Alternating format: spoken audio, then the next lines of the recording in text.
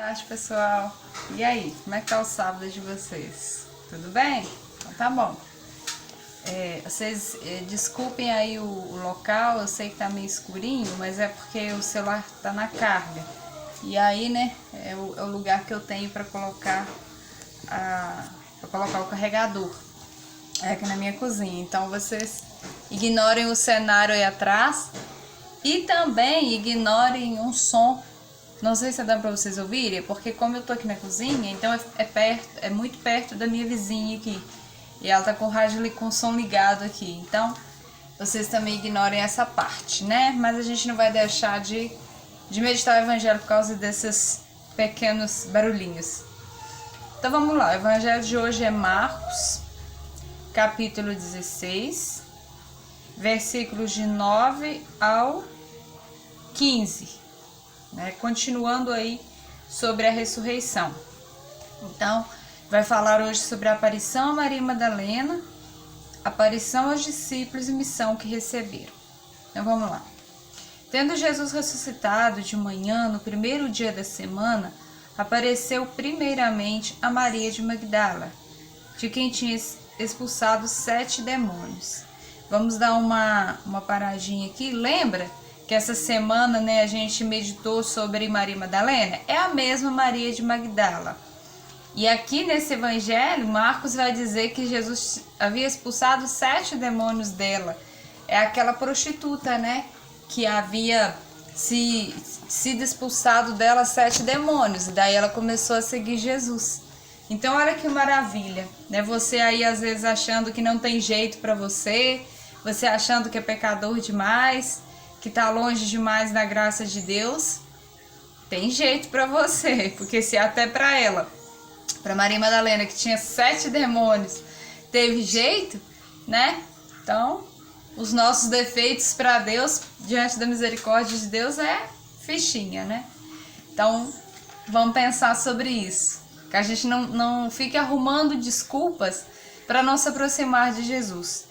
Porque, olha para você verem, né, os personagens que Jesus andava, que Jesus buscava naquela época, eram pessoas mesmo cheias de defeito, cheias de grandes, né, pecados, e mesmo assim o Senhor Jesus dava um jeito, né? O Senhor Jesus acolhia, expulsava os demônios daquelas pessoas e as tornava até mesmo santas, né? Porque mais para frente a gente sabe que todos, tanto os discípulos, os apóstolos, quanto Maria Madalena, foram santos, né? Santa Maria Madalena, santos também, todos os apóstolos deram a vida por Jesus, foram martirizados por causa de Jesus, né? Mesmo sendo homens normais, como nós, foram capazes de dar a vida por Jesus. Então não desista, você é capaz de dar a vida por Jesus se necessário for. Basta você pedir o Espírito Santo para te dar essa força e fazer a vontade de Deus, né, que é o principal.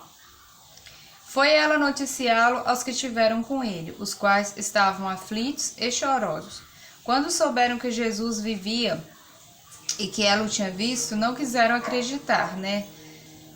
Também Marco conta, da mesma forma que os outros, que como as mulheres eram desacreditadas, né? Entre linhas aqui a gente consegue enxergar isso. As mulheres não tinham muito crédito. Então, uma mulher falando que tinha visto Jesus, ignoraram completamente. Aí já vai passar aqui para a aparição aos discípulos. Mais tarde, ele apareceu sob outra forma, a 2 entre eles que iam para o campo. Esses 2 é os de Emaús. Lembra também? Esse evangelho de hoje, gente, ele é tipo uma retrospectiva de toda a semana pascual, né? De toda a semana da Páscoa. Então esse versículo vai falar sobre esses 2 discípulos de Emaús, que também teve evangelho essa semana. Você que está me acompanhando todos os dias, né? Você também lembra do evangelho dos discípulos de Emaús, que não reconheceram Jesus, mas que o coração estava ardendo com as suas palavras. E aí, ao partir o pão, eles viram Jesus. Eles reconheceram que era de fato Jesus que havia ressuscitado. Então esse evangelho de hoje é interessante, neste sábado, que está fazendo uma retrospectiva. Marcos dá uma pincelada, vamos dizer assim, em todos os evangelhos da semana. Por fim, é uma confirmada, né? Por fim, apareceu aos 11 quando estavam sentados à mesa. Também tivemos evangelho essa semana sobre isso. E censurou-lhes a incredulidade e dureza do coração, porque não acreditaram nos que eu tinha visto ressuscitado. E aqui Jesus dá um puxão de orelha. Ele censurou a incredulidade e a dureza do coração. Por quê? Porque eles não acreditaram nas mulheres. E Jesus puxou a orelha. Né? Marcos vai dizer que Jesus puxou a orelha deles mesmo, né? Como a gente costuma dizer. Jesus corrigiu eles por não acreditarem. E aí continua. E disse-lhes, ide, aí o último versículo é a ordem da missão, né? Ide por todo mundo e pregai o evangelho a toda criatura. Palavra da salvação, glória a vós, Senhor. Oi, pequena. É a minha menina que apareceu aqui, gente. Vamos ver se ela chega aqui. Vem cá. Você dá tchau pro pessoal? Ela tá baixa aqui. Olha lá. Não quer não? Ela não quer não, já tá com vergonha. Bom, então é isso, né? Voltando aqui, a ordem do Senhor para nós hoje. Ide por todo mundo e pregai o evangelho a toda criatura. Essa ordem não é só para os apóstolos daquela época, não é só para eles, é também para mim e para você. Ide, começa a evangelizar, não precisa de você sair doido e ir para outra cidade, para outro país evangelizar. Nem a casa do vizinho, não. Começa a evangelizar dentro da sua casa. Começa a evangelizar junto com os seus. Né? Começa a evangelizar dando um exemplo bom de vida.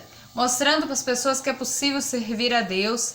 Muitas vezes a gente acha que esse pregar o evangelho pelo mundo é sair por aí, abandonar a nossa família e sair pregando. Não, gente, isso não faz o menor sentido. Existem as pessoas que são chamadas realmente a isso.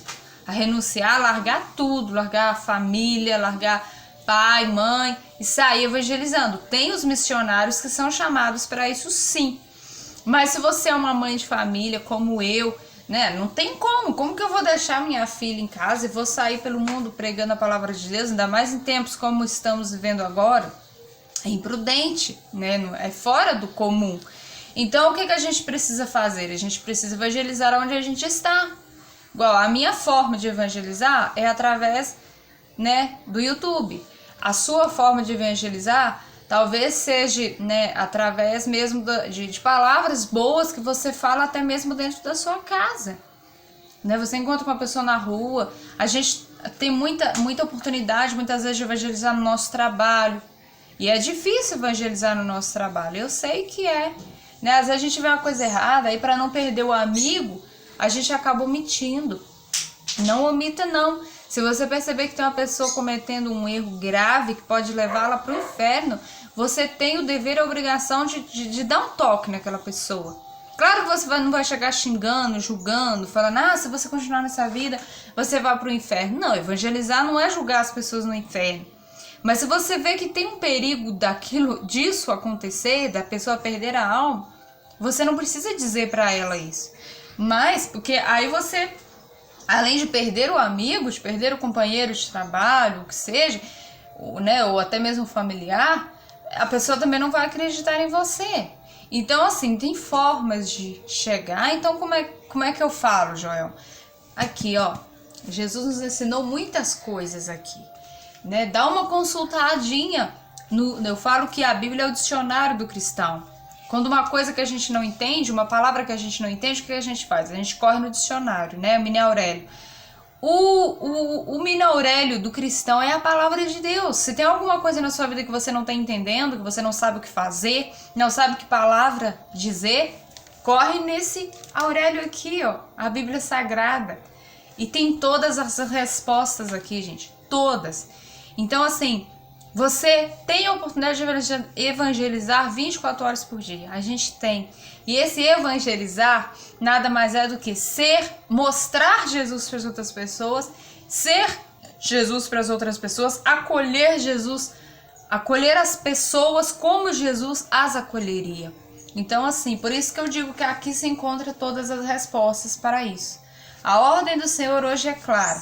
Ide, evangelizai, né? Ele já está ressuscitado, já está vivo, né? Vivo, ressuscitado ele é. Então, é necessário a gente fazer a nossa parte, que é corresponder à expectativa do nosso mestre, né? E obedecer essa ordem dele. Então, fiquem com Deus. Um ótimo sábado para você. Tchau, tchau. Segunda estaremos de volta.